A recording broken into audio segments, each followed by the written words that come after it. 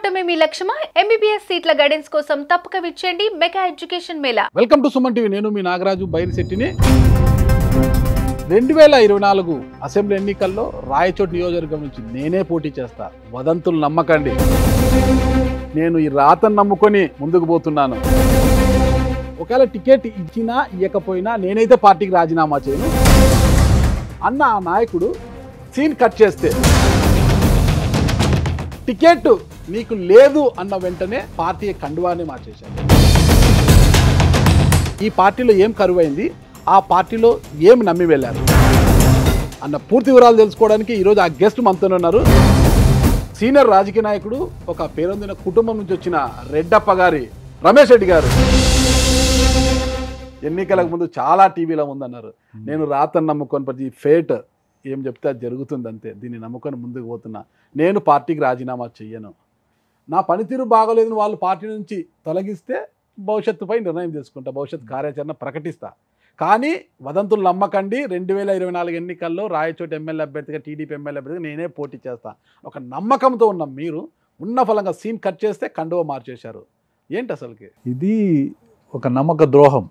Okay, గత 10 సంవత్సరాల నుంచి రాయచోటి కాన్స్టిట్యున్సీలో 2014 నుంచి 24 వరకు ఆ పార్టీ కోసం కృషి చేసిన, 2 ఎలక్షన్స్లో పోటీ చేసిన, అడ్వర్స్ సీజనల్ ఎలక్షన్స్ అవి.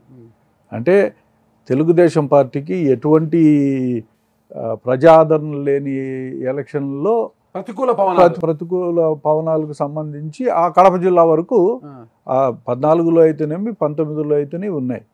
అటువంటి టైంలో అక్కడ పోటీ చేయాల్సిన బాధ్యత నాకు చంద్రబాబు నాయుడు గారు అప్పచెప్పిన తర్వాత ఆ పార్టీలో పోటీ చేయడము, విపరీతంగా వ్యయ ప్రయాసాలు ఉంటాయి, కష్టం ఉంటుంది. పార్టీ క్యాడర్ని బిల్డ్ చేసినాము. అప్పటికే 50,000 మెజార్టీ 12లో వస్తే 50-60,000 మెజార్టీ వస్తే దాన్ని ఎంతో కష్టపడి పార్టీని ఒక నిర్మాణం చేసి పెట్టాము అక్కడ. 2024లో ఉన్న పలంగా ఒక రాత్రిపూట ఒక ఫోన్ వచ్చింది. చంద్రబాబు నాయుడు గారు మాట్లాడతారు మీతో అని. చెప్పండి సార్, నమస్కారము అని. నీకు టికెట్ ఇవ్వడం లేదు అని అన్నాడు ఆయన. మంచిది sir, very good, thank you very much అండి. కారణం అడగలేదు మీరు? నేను అడగదలుచుకోలే కారణాలు. ఎందుకంటే నాకు ఆ క్షణం ఒక నమ్మక ద్రోహి దగ్గర గత 25 సంవత్సరాల నుంచి నేను పనిచేసినాను అనే ఒక బాధ కనిపించింది నాకు. 2019లో మీరు అన్న ఇదే నా చివరి ఎన్నిక, ఈసారి ఒకటి నాకు టికెట్ ఇవ్వండి, తర్వాత నేను చెప్పినాను ఆ మాట. నేను చెప్పినా నమ్మక ద్రోహం ఎలా అవుతుంది? నమ్మక ద్రోహమే. ఎందుకంటే తప్పడం అవుతుంది కదా. లేదు లేదు లేదు 2019లో ఇదే నాకు లేదు. నేను చెప్తాను కదా 2019లో ఓడిపోయిన తర్వాత ఇంక నేను పోటీ చేయకూడదని నిర్ణయం చేశాను. నమ్మకనే ఉన్నాను. అదే 1-2 సార్లు పిలిపించినారు, నన్నే ఇన్ఛార్జిగా కొనసాగమన్నారు. కొనసాగుతూ ఉంటాను. నాతోనే పార్టీ కార్యక్రమాలు, అన్ని కార్యకలాపాలన్నీ కూడా చేయించినారు. ఎన్ని మీటింగులు పెట్టాలన్నా అన్ని మీటింగులు పెట్టాము. పార్టీ ఇచ్చిన అన్ని కార్యక్రమాలు పర్ఫెక్ట్గా చేసినాం. రాష్ట్రంలోనే నెంబర్ 1 పొజిషన్లోని. ఇప్పుడు నేను ఎక్స్పెక్ట్ చేసింది ఏమంటే, ఒక 25 సంవత్సరాలు ఒక నాయకుని దగ్గర పనిచేస్తే అతనికి ఇష్టం లేకుండా పోతే నాకు వెళ్ళిన అడ్వాన్స్ చెప్పచ్చు, ముందే చెప్పచ్చు. లేదు ఇన్ఛార్జీలు అని పెట్టుకున్నాం, మేము మిమ్మల్ని ఊరికనే పెట్టుకున్నాము, మీకే ఇవ్వాలని అవసరం మాకు లేదు టికెట్, మీరు ఇష్టం ఉంటే మీ ఇష్ట ప్రకారం మీరు పనిచేయండి పార్టీ కోసం, ఆ రోజు ఎవరికి బాగుంటే వాళ్ళని క్యాండిడేట్గా పెట్టుకుంటాను అని కూడా చెప్పచ్చు. This is all. ఎప్పుడో ఒకసారి పార్టీలో 1-to-1 కూర్చున్నప్పుడు ఇంకోసారో చెప్పాలి. అయితే 1-to-1లో చంద్రబాబు నాయుడు గారితో నేను మాట్లాడినప్పుడు కూడా ఆయన ఎక్కడ కూడా అసంతృప్తి కానీ ఇంకోటి కానీ నా మీద వ్యక్తం చేయలే. అన్నీ బాగానే ఉన్నాయి. డబ్బు ఎంత పెట్టుకుంటావు. ఏ పార్టీ అయినా అంతే కదా. ఏ పార్టీ అయినా అంతే. నాకు వచ్చిన ఒక క్వశ్చన్. నేను అప్పటికి చెప్పిన, ఇంతవరకు గడిచిన అన్ని ఎలక్షన్లో కూడా నేనే డబ్బు పెట్టుకుంటూ వచ్చినాను. ఇది ఏముంది, ఇది ప్రత్యేకంగా మీరేం చెప్పాల్సిన పని లేదు. మీకు వీలైతే ఏదైనా సాయం చేయండి, మీకు తోచినంత సాయం మీరు చేయండి, మిగతాది మేము ఆగసాట్లు మేము పడతాము అని చెప్పినాం. నాకు తెలిసి ఆయన సాటిస్ఫాక్టరీగా ఉన్నాడు కాబట్టే అన్ని రోజులు నన్ను కొనసాగించినాడేమో అని అనుకున్నాను నేను. ఇప్పుడు ఇన్ఛార్జ్ అనేవాడిని తీసేసి కొత్త వాడిని పెడితే ఆ ఇండికేషన్ ఏమంటే ఇతనికి టికెట్ ఇవ్వరు అని. మా పార్లమెంటు పరిధుల్లో కూడా చూస్తే ఇన్ఛార్జీలుగా చాలామందిని తొలగించలే, కంటిన్యూ చేసినారు. ఒక్క పుంగునూరులో మటుకు అనీషా రెడ్డిని తీసేసి ఆ చెల్లబాబుకి ఇచ్చారు. మిగతా చోట యాజ్ ఇట్ ఈస్ ఉండే వాళ్ళే ఉంటా వచ్చినారు.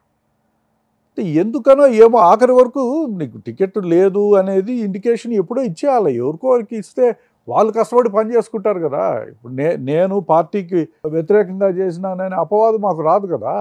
ఎవడైనా మనుషులు విప్పి మాట్లాడుకోవడమో కలుసుకోవడమో ఏదో జరుగుతుంది వెళ్ళిన అడ్వాన్స్ అయితే. ఒక నాయకుడు అతని దగ్గర పనిచేసే వ్యక్తిని ఉన్న పలంగా నువ్వు నాకు అవసరం లేదు, నీకు టికెట్ ఇవ్వడం లేదు అని ఒక మాట చెప్పి పెట్టేస్తే, నేను ఎక్స్పెక్ట్ చేసింది ఏంటంటే కనీసం పిలిచి మాట్లాడి ఈయన టికెట్ ఇచ్చే వాళ్ళను, ఇంకా అక్కడ ఎవరైనా ఇంపార్టెంట్ లీడర్లు ఉంటే వాళ్ళందరినీ కూర్చోబెట్టుకొని మాట్లాడి, సరే ఈ రకంగా చేస్తే బాగుంటుందని నాకు అనిపిస్తూ ఉంది, నా దగ్గర అంత ఇన్ఫర్మేషన్ ఉంది, ఈయన అయితే గెలుస్తాడు, నువ్వైతే ఓడిపోతావు, కాబట్టి పార్టీని దృష్టిలో పెట్టుకొని మీరు ఇతనికి పనిచేయండి అని చెప్పడం ఆనవాయితీ. అటువంటి ప్రాక్టీసే లేదు ఇప్పుడు. కేవలం నన్ను చూసి ఓట్లు వేస్తాడు అని ఒక అహంభావం, అహంకారము, నేను కుక్కను పెట్టినా కూడా గెలుస్తారులే అని ఒక యాటిట్యూడ్ బిల్డ్ అయింది ఇప్పుడు. అంటే జగన్మోహన్ రెడ్డి గారు ఇది లేదా? జగన్మోహన్ రెడ్డి గారి గురించి నాకేమీ తెలియదు. ఓకే, ఏమీ తెలీదా? ఏమీ తెలియదు. మరి మినీ మహానాడులో, ఎన్నికలకు ముందు జరిగిన మినీ మహానాడులో రాజకీయాలకు కొత్తగా వచ్చాడు, తండ్రి ముఖ్యమంత్రి కావడంతో ఆ పరంపరని లెక్క ప్రకారం ఆయన కూడా ముఖ్యమంత్రి అయిపోయాడు. నాకు ఇటీవల వైసీపీలో ఒక పెద్ద ఆయన కనిపించాడు, అన్నా వైసీపీలోకి వచ్చాము, ఇక జగన్మోహన్ రెడ్డి ఆహా ఓహా అనుకున్నాం, సంవత్సరం పాటు స్వర్గము నిందన్నా, 3వ సంవత్సరం వచ్చేసరికి నరకం చూపిస్తున్నాడన్నా, నరకంలో ఉండలేకపోతున్నామన్నా అనేసి ఒక పెద్ద ఆయన చెప్పాడని మినీ మహానాడులో మీరే అన్నారు కదా. నేను అనండి నా మాట, ఎందుకంటే నేను మినీ మహానాడులో నేను ఎప్పుడు వేదికలు ఎక్కి మాట్లాడలే. ఓకే ఓకే ఓకే 3 సంవత్సరాల తర్వాత మనమందరం మన ప్రియతమ నాయకుడు చంద్రబాబు నాయుడు గారు ఆలోచన చేయడం, మరి మదనపల్లె సరైన ప్రాంతము ఇటువంటి మీటింగ్ కని అక్కడున్న ఇన్ఛార్జీలు అయితేనేమి, శాసనసభ్యులు, మాజీ మంత్రివర్యులు అందరూ చేయడం కూడా చాలా శుభసూచకం. అయితే ఈరోజు 3 సంవత్సరాలు దాటింది. ఒక కొత్త వ్యక్తి, రాజకీయాలకు చాలా కొత్త వ్యక్తి, ఏదో ఆయన తండ్రి ముఖ్యమంత్రి అయినాడు కాబట్టి బెంగళూరులో సంసారం ఉంటూ అప్పటికప్పుడు ఆయన చనిపోయిన తర్వాత రాజకీయాల్లోకి వచ్చి ఒక రాజకీయ పార్టీని స్థాపించి ఆ పార్టీని అధికారం తీసుకొచ్చే దానికోసం ఆహర్నిశలు ప్రయత్నం చేస్తూ తగినన్ని అబద్ధాలు కూడా ఓ పక్క చెప్తూ ఆ రాజకీయ పార్టీని ప్రమోట్ చేయడం జరిగింది. ఇవన్నీ నమ్మి మనం కూడా 2014-19 మధ్యలో జగన్మోహన్ రెడ్డి గారి పాదయాత్ర సందర్భంగా అన్ని వర్గాల ప్రజలను మోసం చేస్తూ అందరికీ అబద్ధాలు చెప్తూ ఒక్క ఛాన్స్ ఇవ్వండి, ఈ రాష్ట్రాన్ని నేను బాగు చేస్తాను అని చెప్పి మనందరి మద్దతుతో ఈ రోజు ముఖ్యమంత్రి అయిన వ్యక్తి ఆయన. మరి ఈ రోజు ఆయన చేసింది ఏంటి? ఇటీవల ఒక వైఎస్ఆర్సీపీ ఒక పెద్ద నాయకుడు కనపడినాడు, అన్నా మేము అధికారంలోకి వచ్చినాం, మరి మేము అధికారంలోకి వచ్చిన తర్వాత జగన్మోహన్ రెడ్డిని మొట్టమొదటి 1 సంవత్సరం పరిపాలన చూస్తే రాబోయే 20 సంవత్సరాలు ఈయన అధికారంలోకి ఉంటాడేమో అని అనిపించింది. ఈ రోజు మేము చూస్తే 3 ఏళ్లలో 3 లోకాలు కూడా చూపించినాడన్నా మాకు అని చెప్పి ఆయన చెప్పడం జరిగింది. 3 లోకాలు చూపించేసినాడు 3 ఏళ్లలోనే. మొదటి సంవత్సరం ఒక స్వర్గం చూపించి 3వ సంవత్సరానికి వచ్చేటప్పటికి ఒక నరకంలో ఈ రాష్ట్రాన్ని కూరుకుపోయేటట్లు చేసి ఈ ప్రజలకు రాబోయే 2 సంవత్సరాలు కూడా నరకం చూపించే పరిస్థితి తప్పనిచ్చి ఇంకోటి ఏమీ లేదు. ఎందుకంటే ఎక్కడ ఓకే నేను చెప్పింది ఈ రాష్ట్రాన్ని నరకంలో కూరుకుపోయేలా చేశాడు. Yes. మరి రాష్ట్రంలో మీరు కూడా ఒకరు. ఆ రోజు ఆ కామెంట్స్ చేసిన అదే నేను చెప్తాను, ఏ ఉద్దేశంతో పసుపు కండువా తీసి బులుగు కండువా చెప్తా. ఇప్పుడు జగన్మోహన్ రెడ్డి గారి పైన అటువంటి ఇది స్టార్ట్ అయింది. ఇప్పుడు తెలుగుదేశం పార్టీలో ఉండంగా తెలుగుదేశం పార్టీని బలోపేతం చేసేదానికోసం, మేము ఆ నెగిటివ్ని క్యాష్ చేసుకునే దానికోసం జగన్మోహన్ రెడ్డి గారు ఆ కార్యక్రమాల్లో ఫెయిల్యూర్ అవుతున్నారు అని చెప్పే దాంట్లో వాస్తవం ఉంటుంది. ఎందుకంటే ఆ పార్టీలో ఉండాను కాబట్టి. ఇప్పుడు చంద్రబాబు నాయుడు గారు ఎన్నో సభల్లో ఎన్నో మాటలు చెప్పింటాడు, ఇవన్నీ నిజమే అని కాదు కదా. ఒకవేళ నిజాలు కూడా ఉంటాయి, చాలా మటుకు నిజాలు ఉంటాయి. అయినా కూడా వాస్తవంగా జగన్మోహన్ రెడ్డి గారి పైన వ్యతిరేకత స్టార్ట్ అయింది కాబట్టి ఆ మాట అనాల్సి వచ్చింది నేను. దాంట్లో డౌట్ ఏం లేదు. అయితే ఇక్కడ మన కాంటెక్స్ట్లో ఏంటంటే చంద్రబాబు నాయుడు గారు ఒక నమ్మక ద్రోహం చేసినారు. ఒక వ్యక్తిని ఇన్నిసార్లు వాడుకొని ముందు చెప్పాలా, చెప్పి వద్దులే నువ్వు అంటే దానికి మేమేం బాధపడేదేం లేదు కదా. ఎమ్మెల్యే కాదు కదా, అనంతపురము ఎమ్మెల్యే ప్రభాకర్ చౌదరి గారు ఆయన ఎమ్మెల్యేగా ఉండే 2014-19 వరకు, 19 నుంచి 24 వరకు ఆయనే ఇన్ఛార్జ్గా ఉన్నారు. మొత్తం ఖర్చు అంతా ఆయనే పెట్టుకున్నారు. లాస్ట్ మూమెంట్లో ఆయన్ను కూడా అట్లా చాలా మంది చేసినారు. మదనపల్లిలో దొమ్మలపాటి రమేష్ గారు పాపం చెంగల్రాయుడిని చేసినారు. చెంగల్రాయుడు ఇట్లా అంటే ఒకటి అందరూ పార్టీలోనే ఉన్నారు, కానీ మీరు మాత్రమే కండువా మార్చారు. పార్టీ మారను తొలి నుంచి వైఎస్ కుటుంబానికి వ్యతిరేకంగా పనిచేసిన రెడ్డప్ప గారి కుటుంబము ఈ రోజు ఉన్న ఫలంగా వాళ్ళందరూ పార్టీలో ఉన్నారు, టికెట్లు ఇవ్వకపోయినా. రెడ్డప్ప గారి కుటుంబంలో మీరు మాత్రమే ఎందుకు పార్టీ మారారు? నేను ఒక బానిసను కాదు, ఒక రాజకీయ వాళ్ళ బానిసలో కాదు, వాళ్ళు నిర్ణయించుకోవాలి, అది నాది కాదు బాధ్యత. ఎందుకంటే ఒక రాజకీయ పార్టీలో ఉండేటప్పుడు ఆ రాజకీయ పార్టీకి పనిచేసేటప్పుడు ఒక విలువ ఉండాలని చెప్పి ఆశించే వ్యక్తిని నేను. ఆ విలువలు ఎప్పుడైతే ఆ నాయకుడిలో కనిపించకుండా పోయినాయంటే ఎందుకు ఆ నాయకుడి దగ్గర నేను పనిచేయాలి? నెంబర్ వన్ నేను చెప్తున్నా. నెంబర్ 2, మేము గత 40-50 సంవత్సరాల నుంచి కూడా కడప జిల్లాలో రాజశేఖర రెడ్డి గారితో విభేదించి రాజకీయాలు చేసిన వాళ్ళు అంటే డౌట్ లేదు. మీ నాన్నగారే లక్కిరెడ్డిపల్లి రాజగోపాల్ రెడ్డి గారి ఒక బ్రాండ్. రాజకీయాల్లో ఎప్పుడూ వాళ్ళకు వ్యతిరేకంగానే ఉన్నాం. నాకు ఏమని అనిపించిందంటే నాకు ఆప్షన్స్ ఏం లేవు. నేను తెలుగుదేశం పార్టీలో ఒక థర్డ్ రేట్ సిటిజన్ మాదిరి బతికేది నాకు ఇష్టం లేదు. చంద్రబాబు నాయుడు గారు మోసం చేసిన తర్వాత ఇంకా ఆయన ముఖం కూడా చూడదలుచుకోలేదు. అంటే అన్ని సార్లు మీకు టికెట్ ఇచ్చినా మీరేమో ఓడిపోతున్నారు, ఒక్కసారి టికెట్ ఇవ్వకపోతే మోసం అని చెప్పండి. మోసం ఎందుకు చేయాలా? ఇప్పుడు మోసం అనేది ఎప్పుడు వస్తుంది? నువ్వు టికెట్ ఇన్నిసార్లు ఓడిపోయినావు కాబట్టి నీకు ఈయను అని మొదటి రోజు చెప్పేసి నన్ను తీసేసి ఇంకోటి పెట్టింటే నేను సంతోషపడేవాడిని కదా. అది మీ ఇష్టం. ఆ రోజు నేను మారుతానో లేదో నువ్వు చూసినావా? లేదు కదా. నేను జగన్మోహన్ రెడ్డి దగ్గర ఏది ఆశించి నేను పోలే. నేను ఒకటి నమ్మిన, రాజకీయాల్లో శాశ్వతంగా శత్రువులు ఉండకూడదు. మేము కడప జిల్లాలో రాజశేఖర రెడ్డి ఫ్యామిలీతో విభేదించినాం. అనవసరము, అందరూ నాకు స్నేహితులుగానే ఉన్నీలే, ఇంకెందుకు నాకు ఈ అవసరము? నాకు తెలుగుదేశం పార్టీలో జరిగిన అన్యాయానికి జగన్మోహన్ రెడ్డి గారు నాకు ఎలాంటి హామీ ఇవ్వకున్నా, అతనితో నేను మాట్లాడకుండా కేవలం అతని దగ్గరికి పోతే అతను నువ్వు ఎవరు అని నన్ను అడిగినాడు. మీరు అర్థం చేసుకోండి. మీరు ఎవరన్నా అన్నాడు. పక్క జిల్లా కాదు, పక్క నియోజకవర్గమే. మరో పులివెందుల రాయచోటి అంటే మరో పులివెందుల. ఆ నియోజకవర్గంలో నుంచి వచ్చిన వాడిని నేను అక్కడ 4 సార్లు పోటీ చేసిన, కడప రాజంపేట పార్లమెంటుకు పోటీ చేసిన, తెలుగుదేశం పార్టీలో ముఖ్యమైన లీడర్ను కడప జిల్లాలో అని కూడా ఆయనకు తెలిసిండొచ్చు పేర్లు. కాకపోతే నన్ను ఎప్పుడు ఆయన చూడలే, ఆయన ఎప్పుడు నేను చూడలే. మీరెవరన్నా అన్నాడు. నేను రమేష్ రెడ్డినయ్యా అన్నా. సరే ఒక నేను రమేష్ రెడ్డినయ్యా అన్నారా? నేనన్నా. రమేష్ కౌగలించుకున్నాడు, కండవా కప్పినాడు. నేను ఆయనతో ఏమీ మాట్లాడలేదు, ఆయన కూడా నాతో ఏమీ ఇప్పటి వరకు మాట్లాడలేదు. మిమ్మల్ని గుర్తించి దాదాపు 4 సార్లు టికెట్ ఇచ్చారు మీకు రాయచోటి నుంచి, ఓకేనా? అన్నిసార్లు టికెట్ ఇచ్చి ఒకసారి టీడీపీలో ఎమ్మెల్యేగా కూడా గెలిచారు మీరు. మిమ్మల్ని ఆదరించి అసెంబ్లీకి పంపిన పార్టీ టీడీపీ. ఆ తర్వాత 4 సార్లు ఎమ్మెల్యే టికెట్ ఇచ్చినా మీరు ఓడిపోయారంటే ఈక్వేషన్ మనం అదే వైఎస్ఆర్ కుటుంబం ఆధిపత్యం కావచ్చు, ఏదైనా కావచ్చు, ఓడిపోతూ వచ్చారు. అంటే మిమ్మల్ని గుర్తించి ఈరోజు రెడ్డప్ప గారికి కూడా గుర్తింపునిచ్చి మీ తమ్ముడి భార్య మాధవిరెడ్డి గారికి ఎమ్మెల్యే టికెట్ ఇచ్చారు, మిమ్మల్ని గుర్తించారు. ఇంత గుర్తించిన పార్టీని కాదని అసలు పక్క నియోజకవర్గంలో ఉంటూ అదే జిల్లా వాసి, అసలుకి మీ కుటుంబం గురించి తెలిసిన వ్యక్తి, మీరు ఎవరో తెలియని వ్యక్తి దగ్గరికి పోయి మీరు పార్టీలో చేరడం కన్నా ఇక్కడ ఉండడమే. అదే కదా. ఇప్పుడు ఎవరో తెలియకుంటే కనీసం మనం తెలియజెప్పచ్చు ఆయనకి, ఎవరికోరికి, అయ్యా నేను ఫలానా అని. అన్నీ తెలిసిన వ్యక్తి ఇంత మోసం చేయాల్సిన పని లేదు కదా.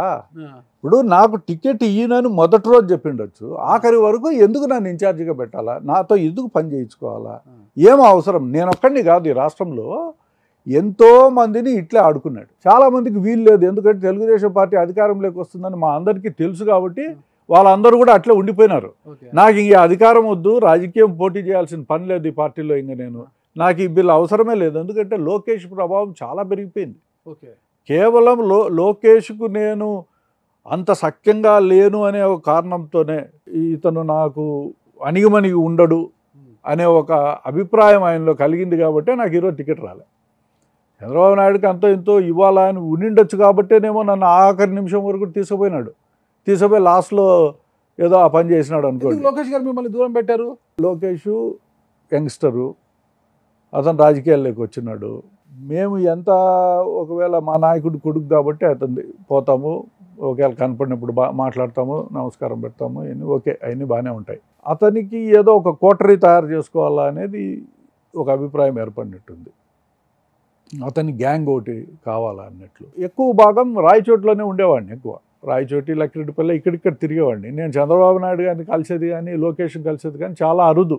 ఎన్నో మీటింగ్లు వస్తే ఊరికి అట్లా పెట్టడం, దండం పెట్టడం, రావడం తప్పనిచ్చి మనసు విప్పి నేను ఎప్పుడు ఆయనతో మాట్లాడలే, ఆయన నాతో ఎప్పుడు మాట్లాడలే.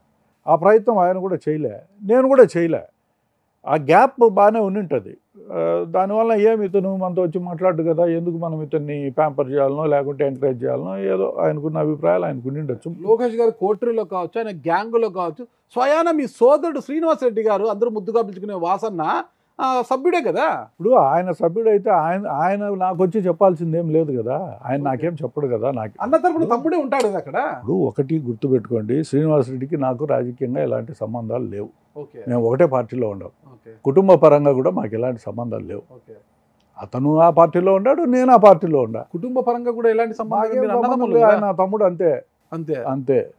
మాకెలాంటి నేను ఆయనతో మాట్లాడుకుని ఏం లేదు అంటుంది. పెద్దగా మాట్లాడేవాడిని కూడా యాంగిల్ నాకు తెలియలేండి. మేము ఎప్పుడు మాట్లాడుకోం. మాట్లాడుకుంటే చిచ్చి ఏ తగరాలు లేవు మాకు.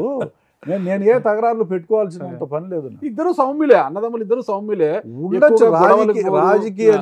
రాజకీయంగా నాకు కొన్ని నచ్చవు కాబట్టి నేను వ్యవహారం చూసి నేను కొంచెం ఏం నచ్చాలి మీ తమ్ముళ్ళో మీకు? కొన్ని ఎన్ని బయటికి ఇప్పుడు టీవీ ముందర చెప్పాల్సిన పని ఉందా? ఇవన్నీ మాకెన్నో ఉంటాయి. ఒకటి కేటగారికల్గా మాకు సంబంధాలు లేవు అంతే. చంద్రబాబు నాయుడుకు ఆయన నా మీద సిఫార్సు చేయాల్సిన పని లేదు, నేను ఈయన దగ్గరికి పోయి నా మీద సిఫార్సు చేసి నాకు టికెట్ ఇప్పించు అని అడుక్కోవాల్సిన పని నాకు లేదు. అంటే మీరెందుకు అడుగుకోండి, మీరు కదా పార్టీలో సీనియారిటీలు ఏముండే ఆ పార్టీలో. పెమ్మసాని చంద్రశేఖర్ ఎవరు, ఎక్కడి నుంచి వచ్చినాడు? 30,000 కోట్ల రూపాయలు ఆయన నెట్వర్క్ చూపిస్తానే ఆయనకు టికెట్, ఆయన దగ్గర 800 కోట్లు డబ్బు తీసుకోవడము, కేంద్ర మంత్రి ఇంత డబ్బు తీసుకోవడం. మీరు ఇవ్వాల్సింది మీకేం తక్కువ? మీరు నాకు డబ్బులు ఇచ్చే అలవాటు లేదు. ఓకే, నేను డబ్బులు ఇచ్చి టికెట్ కొనుక్కోవాల్సిన పరిస్థితి వస్తే అందరికంటే ముందు నాకే టికెట్ ఇస్తారు. ఓకే, డబ్బులు ఇచ్చే టికెట్లు కొనుక్కోవాలి. అన్ని నియోజకవర్గాల్లో డబ్బులు లేని ఒక్కడికి టికెట్ ఇవ్వరు. వైసీపీలో కూడా అంతే. 2029 డబ్బులు ఇస్తే టికెట్ ఇస్తారు. వైసీపీ గురించి నాకు తెలియదు. ఇప్పుడు మీరు అన్నారు నా బొమ్మను చూసి ఓటేస్తారు, నన్ను చూసి ఓటేస్తారు, నేను కుక్కను నిలబెట్టినా ఓటేస్తారు, ఇది అహం పెరిగిపోయింది అనేసి. సరే, చంద్రబాబు గారే కాదు, జగన్మోహన్ రెడ్డి గారిలో కూడా అదే ఉంది కదా. ఇక్కడ చెల్లని రూపాయిని తీసుకెళ్ళి ఇంకొక చాట మార్పించాలని చూశారు. అక్కడున్న ఎమ్మెల్యేని తీసుకొచ్చి ఇక్కడున్న మంత్రి అక్కడికి మార్చారు కదా. ఒక ఇంగ్లీషు ఛానల్ ఇంటర్వ్యూలో కూడా యాంకర్ అడిగితే చెప్పారు, అక్కడ క్యాండిడేట్లతో పని లేదు, జగన్మోహన్ రెడ్డి బొమ్మను చూసి ఓట్లేస్తారు, నన్ను చూసి ఓట్లేస్తారు, నేను ఎవరు నిలబెట్టినా ఓట్లేస్తారని జగన్మోహన్ రెడ్డి గారు కూడా ఇదే మాట అన్నారు. భారతదేశంలో ఇద్దరికి వేరే తేడా ఏం లేదు కదా. భారతదేశంలో ఉన్న రాజకీయ ప్రాంతీయ పార్టీలు అన్నింటిలో కూడా ఇదే వ్యవస్థ నడుస్తూ ఉంటుంది. ఒక్క తెలుగుదేశము, జగన్మోహన్ రెడ్డి ఇంకోటో కాదు. ఇది నేషనల్ పార్టీస్లో అయితే కొంత డిఫరెంట్. రెండు ఒకటిగానే ఉంటాయి. ఎందుకంటే నాయకుడు ఇష్ట ప్రకారమే రాజకీయం జరుగుతుంది, లేకుంటే ఆ పార్టీ నడుస్తుంది. ఇలాంటి రాజకీయాల్లో రమేష్ రెడ్డి గారు మనుగడ సాగించలేరు. ఎందుకంటే నా ఇంటర్వ్యూలో అన్నారు, ఒకవేళ మీకు టికెట్ రాకపోతే అంటే వచ్చేది నాకే, ఒకవేళ రాకపోతే రాజకీయాలు వదులుకుంటాను అన్నారు. అలా అన్న వ్యక్తి మీకు టికెట్ రాలేదు, రాజకీయాలు వదులుకొని హ్యాపీగా ఉండాల్సింది పోయి ఎందుకు కండువా మార్చుకున్నారు? ఇదే కదా 40-50 సంవత్సరాలు అవుతున్నారు, ఎప్పుడు విభేదిస్తున్నారు, ఆ కుటుంబం దగ్గరికి పోయినారు కదా. ఇది మిస్హ్యాండ్లింగ్ చేసిన పరిస్థితుల్లోనే ఈ పరిస్థితి ఏర్పడింది. మిస్హ్యాండ్లింగ్ చేసినారు. అంటే టీడీపీని ఓడించాలని పోయినారా? నేను టీడీపీని ఓడించాలని కాదు, నేను చంద్రబాబు నాయుడు దగ్గరికి ఇంక పోదలుచుకోలేదు. లోకేష్ దగ్గరికి పోయి నేను మాట్లాడుకోవాల్సిన అవసరం నాకు రాలేదు. వాళ్ళు నన్ను గౌరవించలే, కనీసం కూర్చోబెట్టి మాట్లాడలే. ఏదో నీకు నేను వెయిట్ చేసిన 40 రోజులు వెయిట్ చేసిన, 50 డేస్ వెయిట్ చేసిన. ఫిబ్రవరి 24వ తేదీ సాయంత్రం 7 గంటలకు 22వ తేదీ 24 అనౌన్స్ చేసినాడు అనుకుంటా ఫస్ట్ లిస్టు. ఒక రోజు ముందు నాకు అంటే 23 రాత్రి నాకు ఫోన్ చేసి ఈ మాట చెప్పినాడు, నీకు ఇవ్వడం లేదు అని.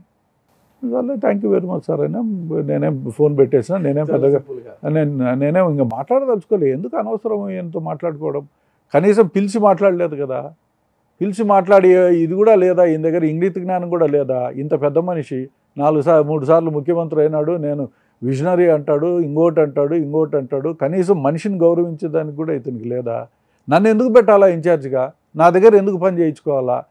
ఏ రోజు సైకిల్కు ఓటైన వ్యక్తిని తీసుకొచ్చి ఈరోజు టికెట్ ఇస్తా అని చెప్తున్నాడే. అతని జీవితంలో సైకిల్కి ఓటేలా రామప్రసాద్ రెడ్డి. కానీ జెండా పాతాడు కదా, జెండా పాడతాడు. కుటుంబం రెడ్డప్ప గారి కుటుంబం 156 మంది గెలిస్తే 156 164 మంది ఇప్పుడు గెలిచింది. 135 సార్లా? మా వాళ్ళు కాదు, తెలుగుదేశం. టీడీపీ 135 మంది గెలిస్తే ఇంకో బోర్లింగం గెలిచేది పెద్ద కథం కాదు అది. ఓకే, ఈరోజు ఆయన మంత్రి. రాయచోటి చరిత్రలో ఇంతవరకే మంత్రి అయిన నాయకుడు లేడు. మొట్టమొదటిసారిగా గెలిచాడు, జెండా పాతాడు, మంత్రి అయిపోయాడు. మీరు ఆయన పట్టుకుని ఎవడు అన్ని బోర్డుగాలే ఆయన పట్టుకుని మీకు టికెట్ రాలేదు అక్కస్తో పెద్దలింగం కింద అన్ని బోర్డులింగాలే ఉండేది. పెద్దలింగాన్ని చూసి ఓటేసేటప్పుడు ఇంకా అన్ని బోర్డులింగాలే. వీళ్ళు ఇచ్చిన హామీలకు ఓట్లు వేసినారా ఈరోజు ప్రజలు? సూపర్ 6కు ఓట్లు వేసినారు. అంతేగాని చంద్రబాబు నాయుడు చేసిన గతంలో ఏమి చేసినాడు అనేటివన్నీ మర్చిపోయి సూపర్ 6 పైన ఆధారపడి ఓట్లు వేసినారు ప్రజలు. అయిపోయి ప్రతి ఒక్కడు గెలిచినాడు. ఆ మెజార్టీలన్నీ మీరు చూసినారా? ఎప్పుడన్నా మీరు చూసేదానికి ఊహించడానికి 90 ఎంతమంది? 6-7 మందికి, 70 3-4కి, 60 10-15 మందికి, 50 10-15 మందికి, 40 30-40 మందికి, 30 30-40 మందికి. అంటే ప్రజలు దేనికి ఓట్లు వేసినారు అనేది ఒక్కసారి ఎలక్షన్ తర్వాత విశ్లేషించి చేసిన తర్వాత నాకు అనిపించింది, ఏది పడితే అది మనం చెప్పి మీకు ఇస్తామంటే ఓట్లు వేసేది తప్పనిచ్చి ఇంకొకటి ఆలోచన చేసే స్థితిలో జనం లేరు. మేము ఇంతవరకు ఏమనుకున్నామంటే 24 గంటలు మనం వీళ్ళకు అటెండ్ కావాలా, వీళ్ళ అవసరాలు మనం తీర్చాలా, వాళ్ళకి అందుబాటులో ఉండాలి కదా అని అనుకున్నాం. ఏమీ అక్కర్లేదు. ఇప్పుడు స్ట్రైట్ అమెరికా నుంచి ఒక 100 కోట్లు పెట్టుకునే వాళ్ళందరినీ 175 మందిని తీసుకొచ్చుకొని 2 రాజకీయ పార్టీలు పోటీ పెట్టచ్చు, వాళ్ళు గెలవచ్చు. అంతే. ఇక్కడ ఉండేవాళ్ళు 2 రాజకీయ పార్టీలు ఒప్పుకుంటారు ఎవరైనా సరే. మరి అదే అమెరికా నుంచి వచ్చిన శ్రీకాంత్ రెడ్డి అక్కడ 3 సార్లు గెలిచాడు, ఇప్పుడు ఆడున్నాడు కదా, ఆయన తప్పించి మీకు ఏం మేలు జరుగుతుందని మీరు వైసీపీలోకి వచ్చారు? మీరు ఒకటి గుర్తుపెట్టుకోండి, ఇక్కడ శ్రీకాంత్ రెడ్డిని తప్పించి నాకు టికెట్ ఇస్తారని నేను ఎప్పుడు అనలేదు. నాకు ఇవ్వరు కూడా. ఒకవేళ భవిష్యత్తులో మీరు ఇవ్వరు. జగన్మోహన్ రెడ్డి గారు అయితే మీకు ఇన్ఛార్జ్ ఇస్తామని నాకు ఏమీ లేదు. నేను అసలు ఏమీ ఆయన అడగలే, నేను ఇంతవరకు ఆయనతో మాట్లాడలే. శ్రీకాంత్ రెడ్డి వచ్చే ఎన్నికల్లో కూడా పోటీ చేస్తాడు, నేనైతే పోటీ చేయను. దాంట్లో పక్క. 2029 ఎన్నికల్లో అన్లెస్ ఆయన అదే పనిగా ఇన్సిస్ట్ చేస్తే తప్పనిచ్చి నువ్వు అవసరం ఉంది నువ్వే పోటీ చేయని చెప్తే తప్పనిచ్చి నేను ఎన్నికల్లో పోటీ చేయకూడదు అని అనుకున్నా. జగన్మోహన్ రెడ్డి గారు ఆయన ఇన్సిస్ట్ చేస్తేనే, నేను పోయి అడగను. నేను టికెట్ అడిగే ప్రశ్నే లేదు. నాకు 100% తెలుసు శ్రీకాంత్ రెడ్డికి జగన్మోహన్ రెడ్డికి ఉన్న సంబంధాలు. కాబట్టి శ్రీకాంత్ రెడ్డికి టికెట్ ఇచ్చే దాంట్లో న్యాయం ఉంటుంది, ధర్మం ఉంటుంది, ఇచ్చుకుంటాడు. రాయచోటి అంటే 2వ పులివెందలు అంటారనమాట. అంటే వైఎస్ గారి యొక్క ఆధిపత్యం, వైఎస్ కుటుంబం ఆధిపత్యం ఎక్కువ ఉంటుంది. అలాంటి 2వ పులివెందల్లో జగన్ గారి యొక్క ఇన్ఫ్లుయెన్స్ ఉంటుంది, రెడ్డప్ప గారి కుటుంబము, గడికోట కుటుంబము, ఇంతమంది ఏకమైనా కూడా మండిపల్లి ఇది అంత లేదులేండి, అదంతా లేదు. అవన్నీ అంత చెప్పుకునేది అంత ఏం లేదు. వాస్తవంగా ఏమైపోయిందంటే కొంత నెగ్లిజెన్స్, వైసీపీలో కొంత నెగ్లిజెన్స్ ఏర్పడింది. ఇది ఇంకా వాకవే సీట్ అయిపోతుందిలే, ఇప్పుడేం ఇబ్బంది లేదులే అన్నట్లు కొంత వచ్చింది. ఇంకో పక్క మేము గమనించింది ఏంటంటే, నేను గమనించింది అంతవరకు తెలుగుదేశం పార్టీ యాక్టివిటీస్ చూసినండి, దాన్ని బోలోపేతం చేసేదానికి గడప గడపకు తిరిగినండి. 60-70 వేల ఇండ్లు తిరిగి వాళ్ళ ఫోన్ నెంబర్లు పార్టీకి ఇచ్చిన నేను. అంత ఎక్సైజ్ చేసిన, సుదీర్ఘమైన ఎక్సైజ్. నాకు ఏమని అనిపించిందంటే, జగన్మోహన్ రెడ్డి అంటే వ్యతిరేకత ఇనిషియల్ డేస్లో అంత లేదు. ఈ సూపర్ 6 ప్రజల్లోకి తీసుకుపోయేటప్పటికీ అప్పటికి చంద్రబాబు నాయుడు గారు అరెస్ట్ కాలే. ఆయన అరెస్ట్ అయిన తర్వాత కొంత చేంజెస్ వచ్చినాయి. ల్యాండ్ టైటిలింగ్ యాక్ట్ ఇవన్నీ వచ్చిన తర్వాత అనవసరమైన విష ప్రచారము మన జగన్మోహన్ రెడ్డి గారి పైన బాగా చేయడం జరిగింది. అది తిప్పికొట్టే పరిస్థితి నిజంగా ఆ వైసీపీ క్యాడర్లో అంత లేదు అని అనిపించింది నాకు. గ్రామ స్థాయిలో కూడా ఉన్న లీడర్లు కొంత నిర్లిప్తంగా పనిచేస్తున్నారు. ఎందుకంటే వాళ్ళకు కూడా మాకేమీ లబ్ధి కాలేదు, చేకూరలేదు, మేము ఎందుకు గాను అంత కష్టపడి పనిచేయాలి అని అనిపించింది. శ్రీకాంత్ రెడ్డి 4 సార్లు ఎమ్మెల్యే అయినాడు కదా, మారుస్తే బాగుంటుంది అని జనరల్గా ప్రజల్లో ఉన్న అభిప్రాయం అది మొదటి నుంచి. ఎలక్షన్లో క్యాన్వాస్ చేసేటప్పుడు స్టార్ట్ అయినాయి, బాగా బయటకు వచ్చినాయి లాస్ట్ 1 వీక్ 10 డేస్లో. నాకు అనిపిస్తూనే వచ్చింది ఎక్కడో ఒకసాట ఇబ్బంది పడుతుందేమో అని. అయితే ఒక నమ్మకం, ధైర్యం ఉంది. మైనార్టీలు ఖచ్చితంగా వైసీపీకి ఓటేస్తారులే అని అనుకున్నాం. కొంత భాగం మైనార్టీలు తెలుగుదేశం పార్టీకి ఓట్లు వేసినారు. రెడ్లలో బాగా వేస్తారు అనుకుంటే రెడ్లు కూడా బాగా దెబ్బ కొట్టారు. దానివల్ల ఎవడు నమ్మలేదు అనేది అల్టిమేట్గా ఈ ఆన్సర్ వచ్చింది కదా. ఎలక్షన్ నా బీసీలు, నా ఎస్టీలు, నా మైనారిటీలు, ఆ వర్గాలన్నీ నమ్మలేదు. ఒకటి అన్నా కూడా ఆ రెడ్లు కూడా నమ్మలేదు. ఒకటి జగన్మోహన్ రెడ్డి గారి అభిప్రాయము ఆర్థికంగా పేదలను బలోపేతం చేయాలా, పేదరికం నిర్మూలన చేయాలనేది మెయిన్ అతనిలో ఉన్న ఇది.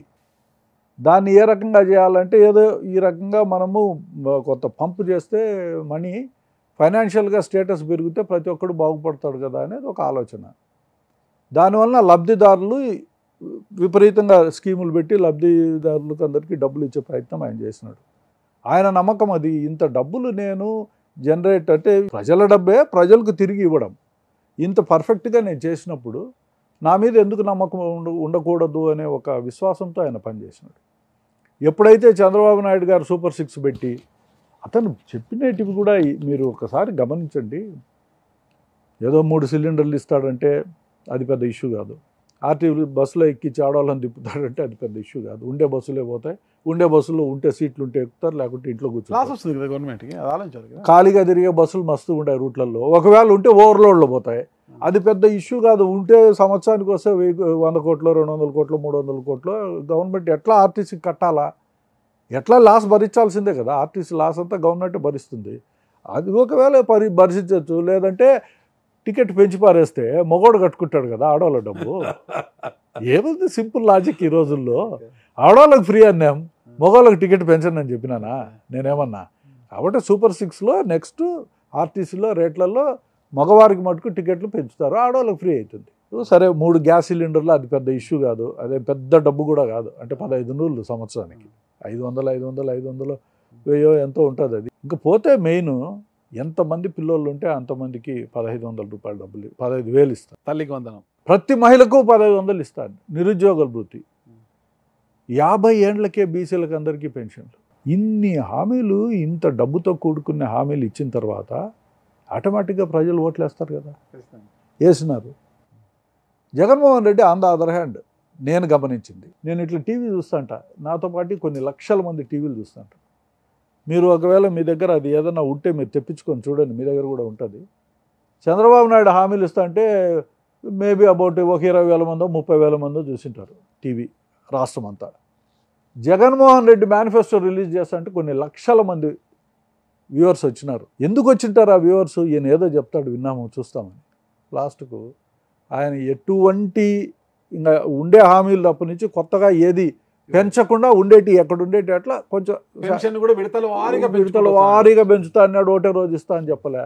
ఏది కూడా మీకు తక్షణమే నా వలన ఇంత లబ్ధి, మళ్ళా నెక్స్ట్ ఇది కాక ఇంకా స్పెషల్గా ఇస్తా అని ఏది చెప్పలే. అక్కడ కొన్ని లక్షల మంది వ్యూవర్స్ ఆయన చెప్పినది విని ఈయన ఏమి ఇచ్చేటట్లు లేడులే, చంద్రబాబు నాయుడు ఇస్తా అని చెప్పినాడు కదా అని. యాక్చువల్గా చంద్రబాబు నాయుడు చాలా అంశాలపైన ఈరోజు అధికారంలోకి వచ్చిండొచ్చు, కానీ ప్రధానంగా ఈ సూపర్ 6 అంటే కాపు ఫ్యాక్టర్ కూడా బాగా పనిచేసింది పవన్ కళ్యాణ్ గారి యొక్క. 4 అంశాలు ప్రధానంగా పనిచేసినాయి. ఒకటి, ఉద్యోగస్తులు ప్రభుత్వానికి వ్యతిరేకంగా ఓటేసినారు. వాళ్ళ ఫ్యామిలీలు ఏ కాన్స్టిట్యుయెన్సీలోనే 3-4 వేల మంది ఉంటారు.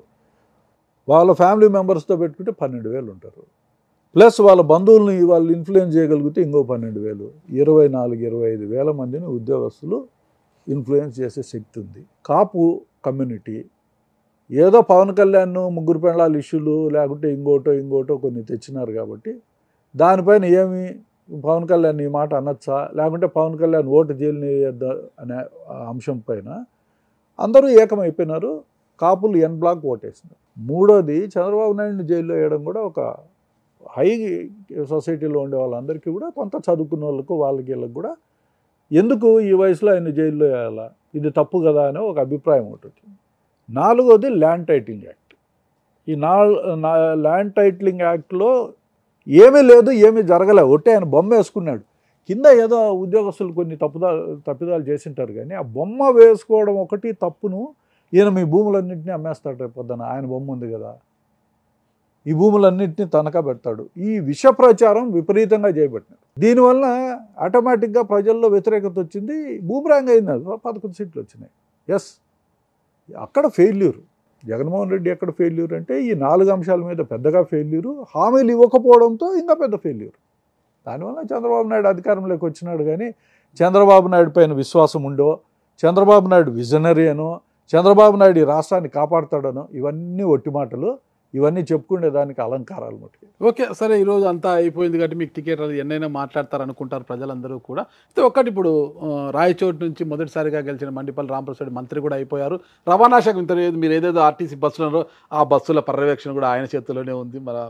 రాంప్రసాద్ రెడ్డి చాలా దూకుడుగా పోతున్నారు, రాయలసీమలో ఒక బలమైన శక్తిగా ఎదగబోతున్నారు అనేది అందరూ అనుకుంటున్నారు. ఆయన దూకుడుని ఎలా కట్టడి చేస్తారు మీరు కానీ, శ్రీకాంత్ రెడ్డి గారు కావచ్చు. ఇంకోటి ఆయన ఒకటే అన్నాడు, రానున్న 5 ఏళ్లలో మన పరిపాలన చూసి రాంప్రసాద్ రెడ్డి హైదరాబాద్లో కూర్చున్న నామినేషన్ వేసి హైదరాబాద్లో కూర్చున్న ఓట్లేసి ప్రజలు గెలిపించాలి, ఆ స్థాయికి తీసుకొస్తారు నియోజకవర్గాన్ని అంటున్నారు ఆయన. సంతోషం. ఎలా మీరు కట్టడి చేస్తారు? సంతోషం.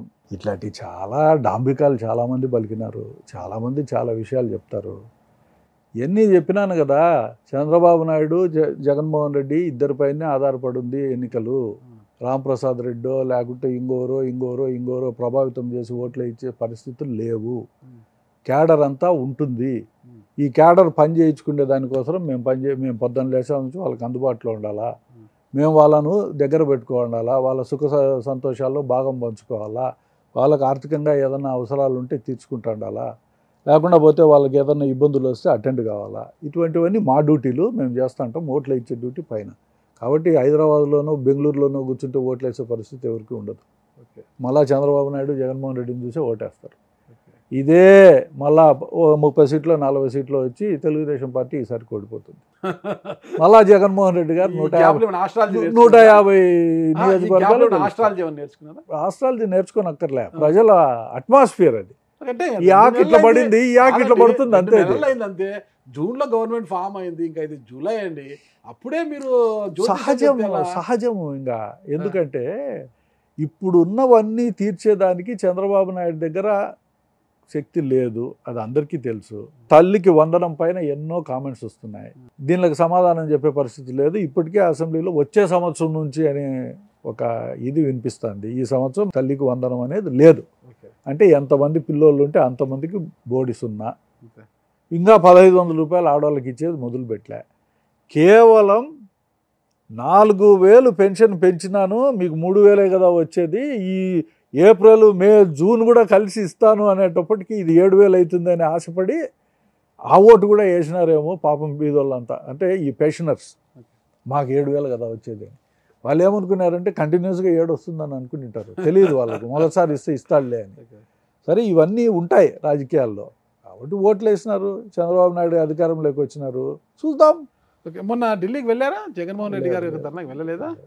ఓకే, మీరు పైకి మాట్లాడుతున్నా కూడా మీరు కావచ్చు, మీ బామ్మది పులివెందుల వేంపల్లి సతీష్ రెడ్డి గారు, మీ మేనమామ కుమారుడే అనుకుంటా, ఇద్దరు కూడా కండవ మార్చేసి టీడీపీ నుంచి వైసీపీ కండవ మార్చారు. ఈరోజు ఎక్కడైనా టీడీపీ అధికారంలోకి వచ్చిన అయ్యో మేము తప్పు చేశామే అన్న బాధ ఏ రోజు ఉంది? ఓపెన్ చెప్పండి. లేదు, వాస్తవం చెప్తాను. నేను మీతో కాదు చెప్పింది. నాకు ఆ రాత్రిపూట ఫోన్ చేసి చెప్తానే రాత్రి బాగా నిద్రపోయినా, నాకేం నిద్ర లేకుండా ఏం లేదు. అంతకుముందే నిద్రలేని రాత్రులన్నీ చాలా ఉన్నాయి. నాకు ఒకటి అనిపించింది, ఈయన టికెట్ ఇవ్వలేదు, ఓకే తీసేయండి, పక్కన పెట్టండి, ఇది అయిపోయింది. దాని గురించి మనం మాట్లాడుకోవాల్సిన అవసరం లేదు, దాని గురించి బాధపడాల్సిన అవసరం లేదు. మీరు నా దగ్గరకు వచ్చి ఆ ప్రస్తావన ఎత్తద్దండి అని మా వాళ్ళకి అందరికీ చెప్పాను. మీకు ఇష్టం వచ్చిన వాళ్ళకి పోయి పని చేసుకోండి, మీరు ఇష్టం వచ్చిన పార్టీకి పోయి పని చేసుకోండి, మీ ఇష్టం అది. నాతో ఎవడన్నా వచ్చేవాడు ఉంటే రండి, నేను వైసీపీలోకి పోతాండా, మీ ఇష్టం. మీరు తెలుగుదేశంలో ఉంటే ఉండండి. ఇది నేను ఇచ్చిన మెసేజ్. చాలామంది తెలుగుదేశంకే ఓట్లు వేసినారు, నా ఫాలోవర్స్ అంతా. సరే, వాళ్ళు నా ఫాలోవర్స్ అని నేను చెప్పను, చంద్రబాబు ఫాలోవర్స్. ఏ రోజైనా కనీసం బాధ అనిపించలేదా? తప్పు చేసే మేము అధికారంలో ఉంటే అధికారం అనుభవిస్తుంటాం కదా. లే సతీష్ రెడ్డికి ఏ రోజు లేదు కదా, ఆయన 3-4 సంవత్సరాల ముందే వెళ్ళిపోయినాడు కదా, పక్కకి వెళ్ళిపోయినాడు కదా. అదే వెళ్ళిపోయినాడు. ఆయన 4 ఏళ్ల ముందు పోయినాడు, ఆయన జగన్మోహన్ రెడ్డి 4 ఏళ్ల ముందు కాదులేండి, ఆయన వెళ్ళి కూడా అంత 2 సంవత్సరాలు అవుతుంది. 2 సంవత్సరాలు అవుతుంది, 4 సంవత్సరాల కింద పోలేదులేండి. లేదు, మీరు పొరపాటు పడుతున్నారు. మీరు కనుక్కోండి. 2019 డిసెంబర్లో చంద్రబాబు నాయుడు గారు కడపకు వచ్చారు. డిసెంబర్లో కాన్స్టిట్యుయెన్సీ మీటింగ్లు పెట్టినాడు. ఆయన పార్టీకి దూరం అయ్యారు. అదే నేను చెప్పేది. అదే ఆ మీటింగ్కు ఆయన ముందు రోజు హాజరై చంద్రబాబు నాయుడు పులివెందుల మీటింగ్ పెడతానే హాజరు కాలే. మరుసటి రోజు ఎందుకు హాజరు కాలేదని కూడా మేమందరం అడిగినాం. ఇంకా నాకు వద్దు, అవసరం లేదు ఆయనతో నాకు పని అని చెప్పి బయటకు వచ్చేసినాడు. వచ్చారు. వైసీపీలో చేరింది మాత్రం వైసీపీలో చేరలే. వైసీపీలో చేరింది 3 months ముందర, సంవత్సరం కాదు, 3 months. జస్ట్ ఎలక్షన్ కు 2 months 3 months ముందు 2 months. అదే అందుకు అరే తప్పు చేశామేమో, టీడీపీ ఈ రోజు ఉంటే అధికారం అనుభవించచ్చు కదా అని ఏమన్నా. నాకైతే ఒకటి అనిపించింది, భగవంతుడి నిర్ణయం ప్రకారం ఈ 5 ఏళ్ళు నా కుటుంబానికి నేను సేవ చేసుకునే భాగ్యం నాకు వచ్చిందిరా అని అనిపించింది. ఇంతకాలం సేవ చేయలేదు కదా. నేను నెలకు 2 సార్లు 3 సార్లు హైదరాబాద్కి వచ్చిపోయేవాడిని. 25 రోజులు కాన్స్టిట్యుయెన్సీలో ఉండేవాడిని. ఒక 4-5 రోజులు వస్తే హైదరాబాద్కి వచ్చిపోయేవాడిని. వాళ్ళు ఎట్లా చదువుతుంటారో తెలియదు, వాళ్ళు ఏం చేస్తుంటారో తెలియదు, అంతా నా భార్య చూసుకుంటారు. ఇప్పుడు కనీసం నాకు టైం వచ్చింది వాళ్ళతో స్పెండ్ చేసేదానికి. 2 పిల్లలు, వాళ్ళతో టైం వచ్చింది. 10th class చదువుతుంటారు. అందుకే నాకు ఇది కీలకమైన 5 years. సో ఈ 5 ఏళ్ళు వాళ్ళను కరెక్ట్గా నేను ఆ లైన్లో పెట్టేదానికి వీలవుతుంది కదా అనే ఒక నాకు దేవుడు నిజంగానే అవకాశం ఇచ్చినాడేమో అని అనిపించింది. నేను జగన్మోహన్ రెడ్డి గారిని ఏది ఆశించి నేను రాజకీయ ఆ పార్టీలో చేరలే. బాగుందా మీకు శ్రీకాంత్ రెడ్డి గారికి రిలేషన్? మామూలు మాట్లాడుతూ ఉంటాం కదా. ఈ పార్టీలో చేరిన తర్వాత 2-3 సార్లు మా ఇంటికి వచ్చినాడు, మాట్లాడినాము. అన్న నాకు సాయం చేయన్నాడు, చేస్తాం పోయా. నాకు చంద్రబాబు నాయుడుతోనే వ్యతిరేకం తప్పనిచ్చి నాకు మిగతా ఈ అంశాలు ఏమి, నాకేం రాంప్రసాద్ రెడ్డి వ్యతిరేకం కాదు. నేను రాంప్రసాద్ రెడ్డి వచ్చి అడిగినప్పుడు కూడా అంటాయి 100 లింగాలు ఒక బోర్డు లింగం గెలిచేదేం పెద్ద కథ ఏం కాదు. ఇన్ని లింగాలు గెలిస్తే ఒక లింగం గెలిచేదేముంది, మళ్ళీ అంటాడు అదే మాటే, బోర్డు లింగం గెలిచేది ఏమవుతుంది అని. అది పెద్ద ఇష్యూ కాదు కదా. రాంప్రసాద్ రెడ్డి నా దగ్గరకు వచ్చినప్పుడు చెప్పినా, నీతో నాకేం పెద్ద ఇది లేదు పోయా, చంద్రబాబు నాయుడు చేసిన తప్పది. రమేష్ రెడ్డి గారి యొక్క భవిష్యత్ కార్యాచరణ ఏంటి? అలా వైసీపీలో కొనసాగలేదు, వైసీపీలోనూ కొనసాగుతాం అంతే. వైసీపీలో ఉంటా, వైసీపీలో కొనసాగుతా. వైసీపీలో వాళ్ళు ఏదైనా పార్టీ కార్యక్రమాలు చూసుకునేదానికి అవకాశం ఇస్తే ఆ కార్యక్రమాలు చేసుకుంటూ ఉంటాం. దానికోసమని ఎన్నికల్లో పోటీ చేయాలనే ఒక ఆలోచన నాకు లేదు. నేను మా వాళ్ళకు కూడా అందరికీ, శ్రీకాంత్ రెడ్డి గారు ఏం అనుకోలేదు, ఓపెన్ చెప్పండి, మనసులో మాట. శ్రీకాంత్ రెడ్డికే చెప్పినా నేను పోటీ చేయను పో అని. కావాలంటే ఫోన్ చేశాడు. Okay okay.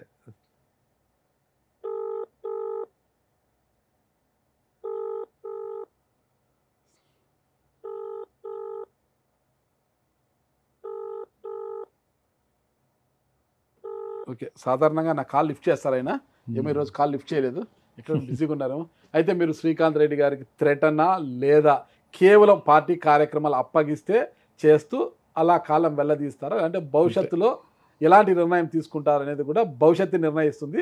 అంతవరకు నేను కానీ ప్రజలు కానీ నిర్ణయం ఏం లేదు దీంట్లో.